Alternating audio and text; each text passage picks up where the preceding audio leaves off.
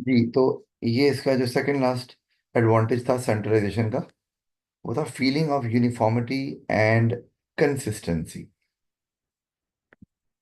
तो ये मैं बात आपसे कर रहा था कि ऑफ कोर्स जब सारे डिसीजन सेंट्रलाइज्ड हैं, पर इसकी यार दुकानें हैं और दुकानों पे जो सामान वगैरह आ रहा है वो हेड ऑफिस से ही आ रहा है। अच्छा, अब वहाँ पर जो रूल्स फॉलो करने हैं, जो क्लाइंट्स को डील करना है, जो एनवायरनमेंट है, एम्बियंस है, बिल्डिंग है, the way you are presenting products to the customers या provide services to the customers, वो सब बिल्कुल एक जैसा है।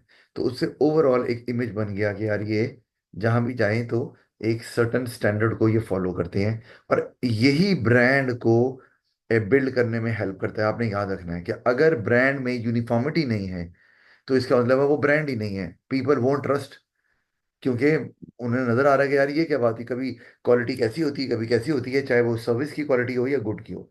तो यहाँ पर जो सेंट्रलाइजेशन में they make it sure, of course कौन, people in the head office, they make it sure that all services and goods must be of the same standard.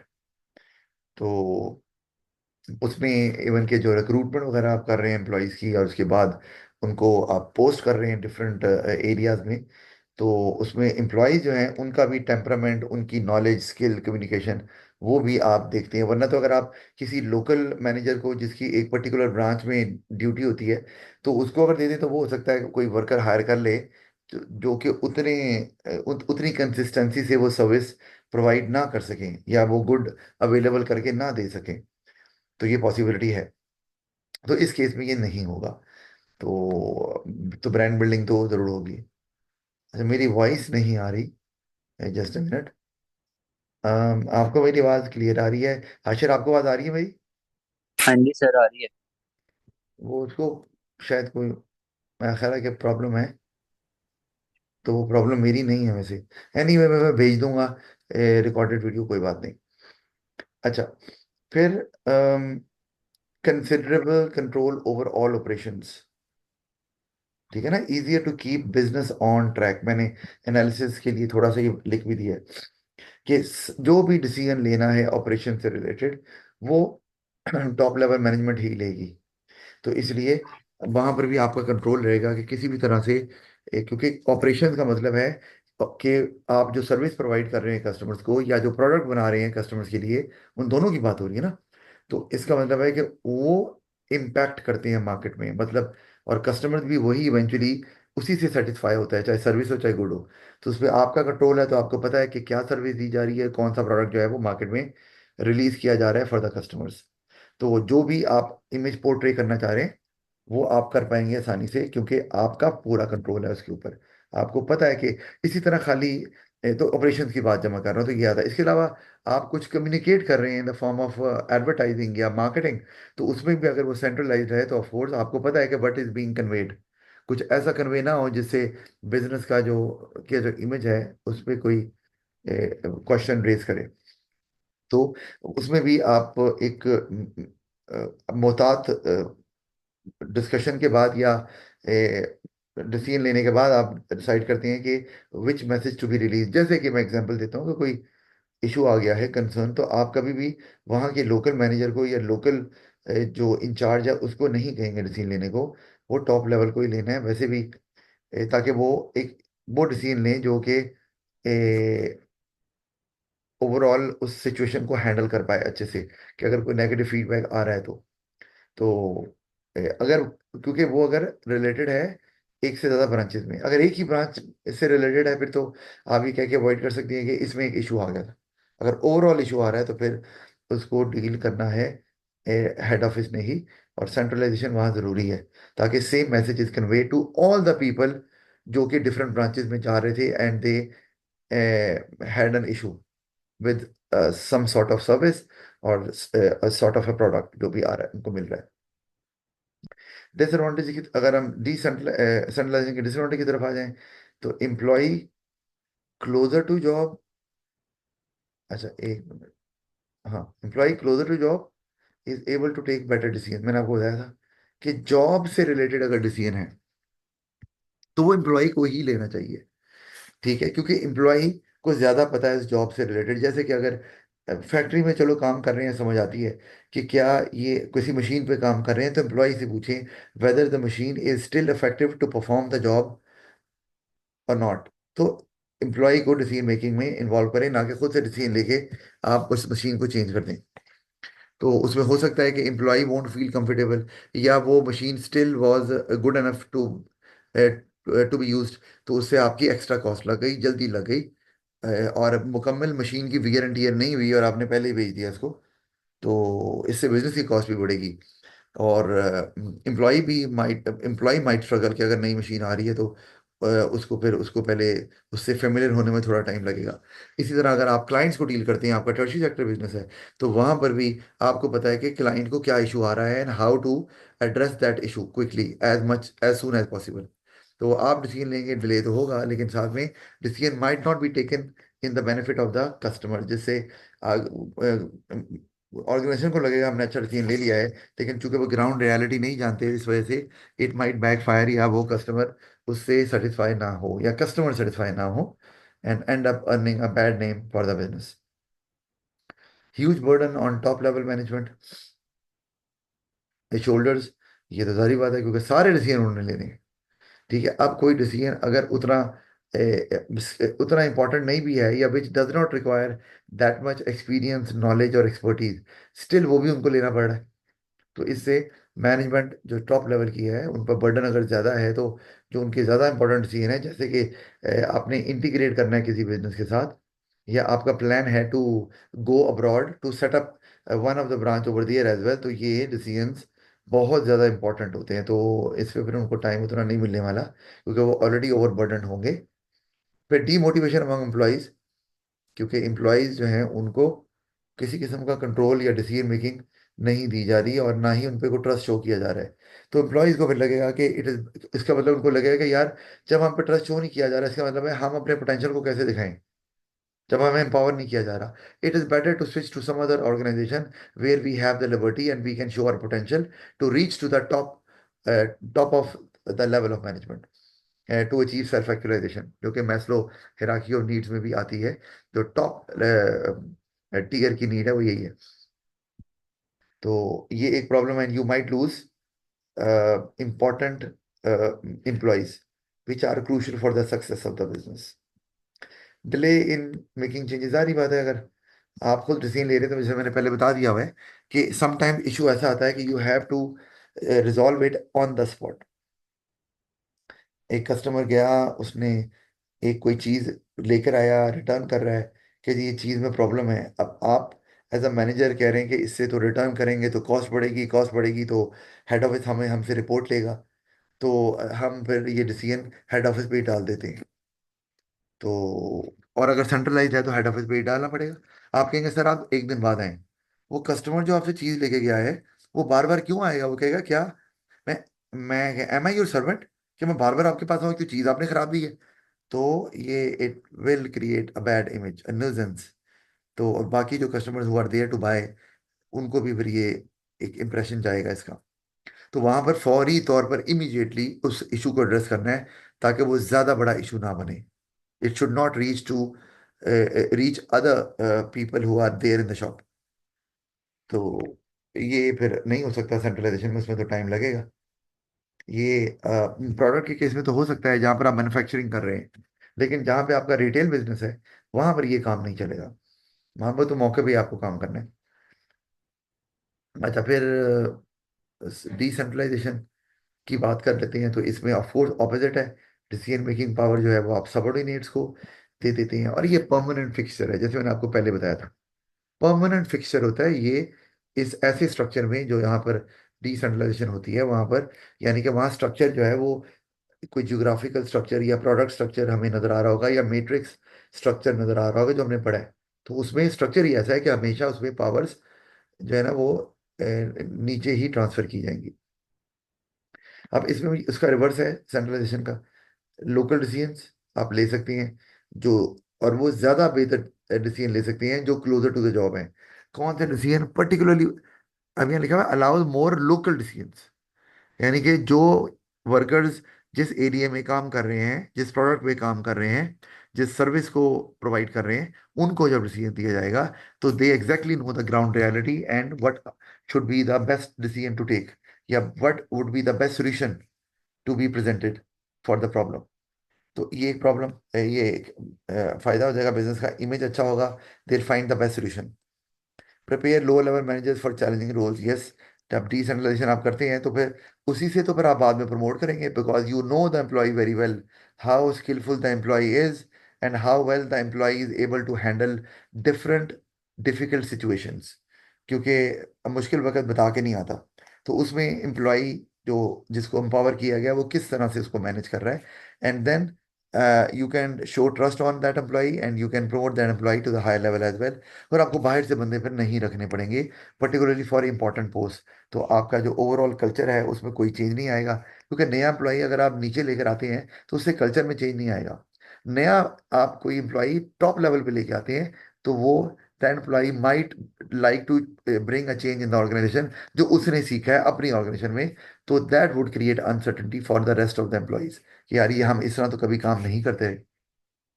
तो ये एक फायदा है, तो आप उसी को प्रमोट कर पाएंगे आगे। एम्प्लॉयज मोटिवेटेड होते हैं, जाहिर बात है उन पर ट्रस्ट शो शो किया गया है, तो वो फिर they won't like to leave the organisation. Recruitment कम होगी, फोकस ज्यादा करेंगे, and they will work out of their skin. Quick decision making in response to changes, यार वो जल्दी ले पाएंगे, क्योंकि डिसीजन जल्दी होंगे, क्योंकि डिसीजन वो ही लेगा जिसको प्रॉब्लम फेस करनी पड़ रही है।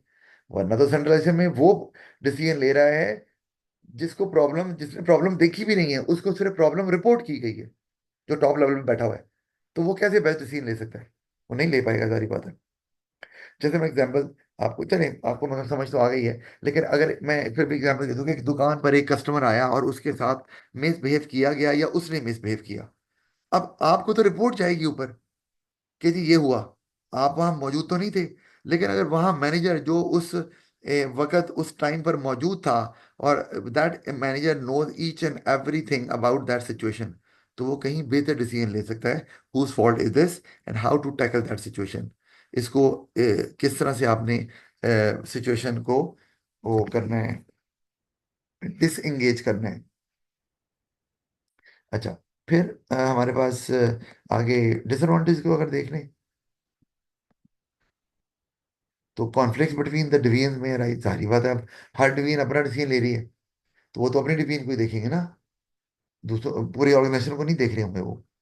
तो फिर ऑफ कोर्स वो उसमें फिर organization as a whole grow नहीं कर रही होगी, एक डिवीजन ग्रो कर रही है, एक नहीं कर रही, तो उसमें प्रॉब्लम फिर आपको आ सकती है, क्योंकि उसमें अब डिवीजन एक दूसरे को सपोर्ट नहीं कर रही। वो कह रही है हम हमारी डिवीजन अच्छा करे, ताकि हमारी मैनेजमेंट में एक अच्छी रेपुटेशन बन जाए कि जी ये डिवीजन ज्यादा अच्छा कर रही है, क्योंकि रेस लग गई ना फिर तो।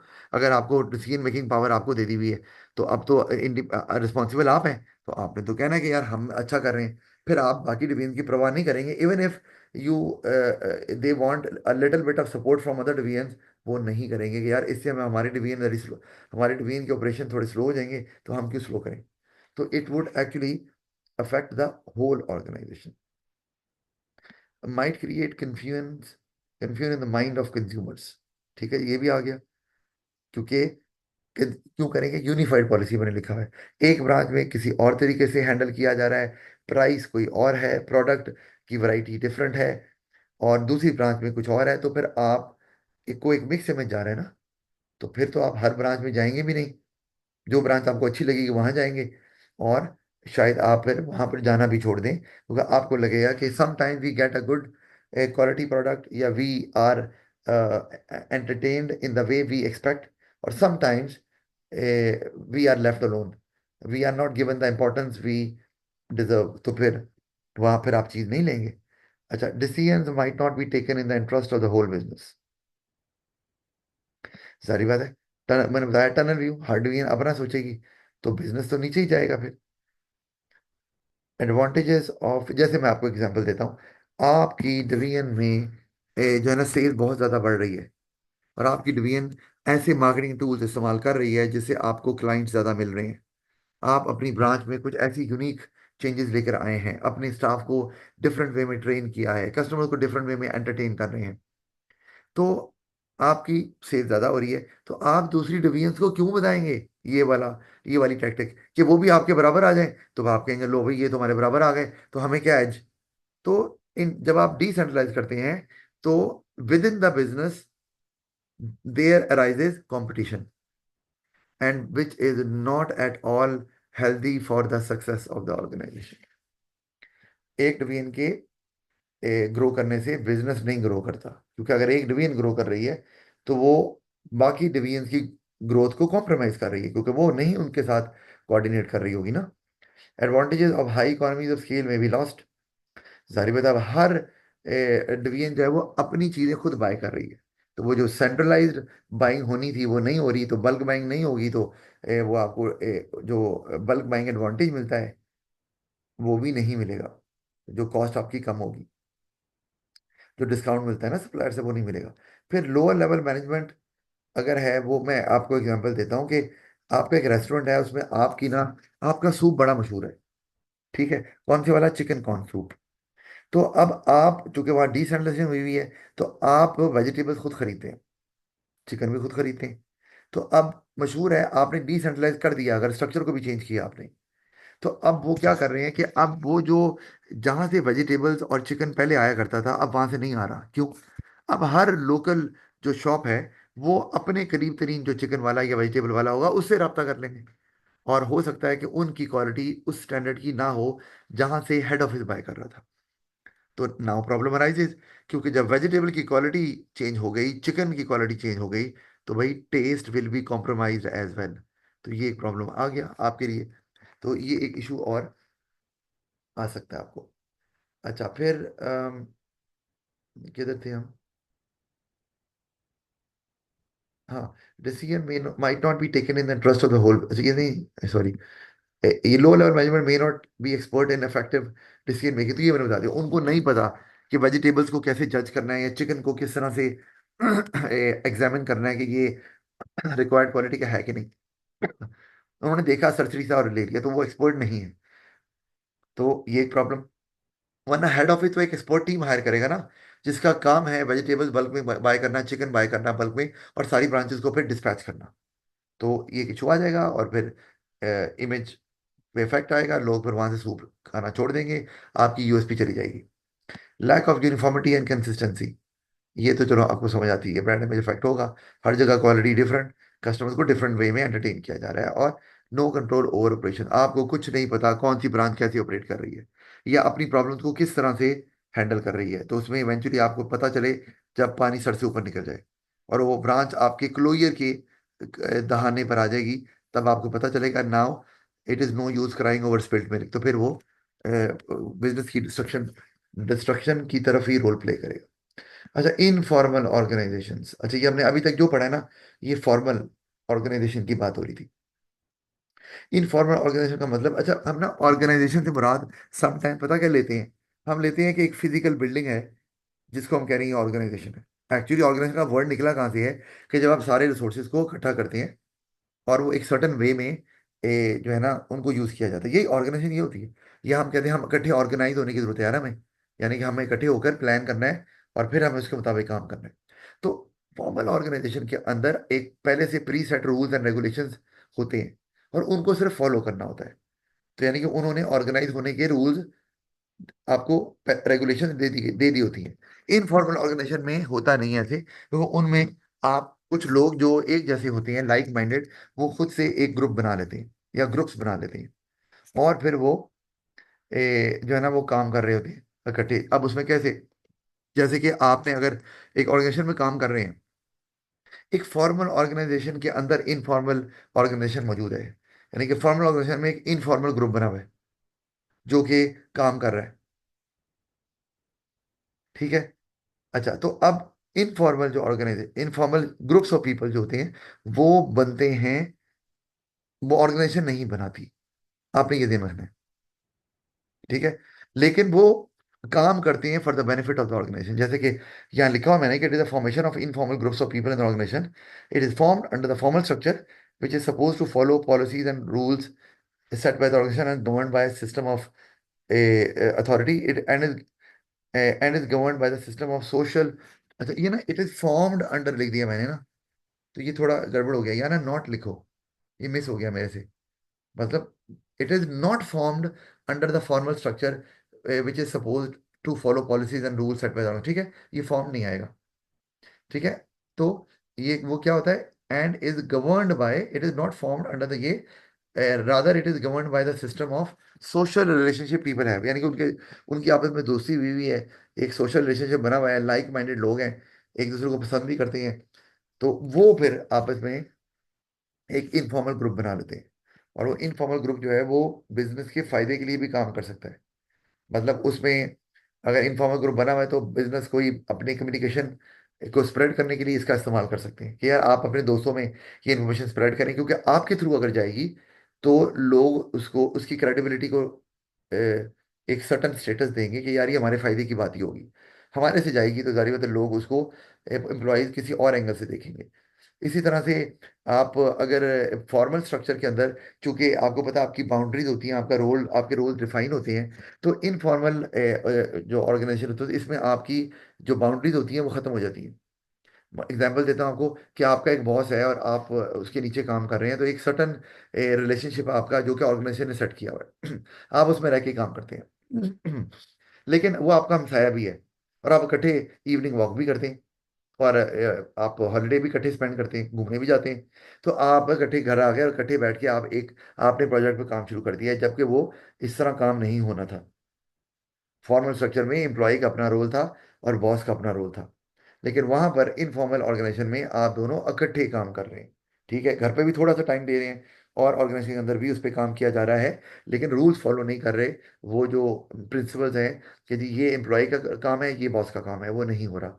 तो उसमें शायद ज़्यादा बेहतर तरीके से काम हो पाए, और भी लोग हैं जो उसमें शामिल हो गए, जो कि लट से किसी और डिपार्टमेंट के हैं, और ऑर्गेनाइजेशन अलाउ ही नहीं कर रही कि वो इकट्ठे काम करें, लेकिन इनफॉर्मल वे में, कि घर बैठ के इकट्ठे मिलके आप उस पर काम कर रहे हैं, और उस प्लानिंग कर रहे हैं उसकी। और होता क्या है, घर में आपने प्लान किया एक, या किसी रेस्टोरेंट में बैठ के खाना पीना खाया, प्लान किया, और बाद में इंप्लीमेंट वही कर रहा है एक बंदा ही डिपार्टमेंट वाला, लेकिन उसमें कंट्रीब्यूशन दूसरे डिपार्टमेंट के लोगों की भी है, लेकिन वो इनफॉर्मल ऑर्गेनाइजेशन की वजह से मुमकिन हो सकी है, क्योंकि ऑर्गेनाइजेशन में तो फॉर्मल वे में वो मुमकिन ही नहीं है।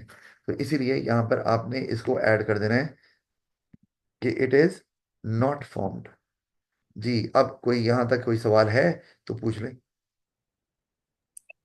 No sir. जी, आप में से हाशिर या असद या अरीबा आपका है? No sir. नहीं है, ओके, और राइट। ये अब मैं सवाल की तरफ आता हूँ। अच्छा, अब ये मेरा सेशन, ये वो मतलब रिकॉर्डिंग खत्म कर देता हूँ।